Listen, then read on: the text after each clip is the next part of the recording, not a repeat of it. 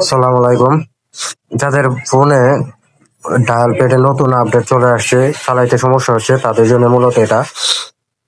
ওই যে দেখেন আমার এই ফোনটাতে নতুন চলে আসছে, যে হোম বাটন টিপে উপরে আসছে 2 পয়েন্টার।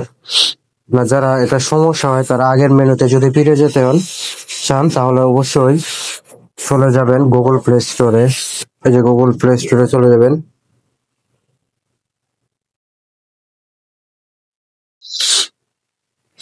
এখানে সার্চ বারে গিয়ে লিখবেন ফোন কল। ফোন কল দেওয়ার পরে আপনার কি যে আসছে আপনার ফোন বাই গুগল, এটার মধ্যে চাপ দিবেন। এরপরে যে ওপেন আর আনইনস্টল আছে, আপনার আনইনস্টলটা করে নেবেন। আনইনস্টল দিবেন। আনইনস্টল হইতেছে, আনইনস্টল হয়ে গেছে।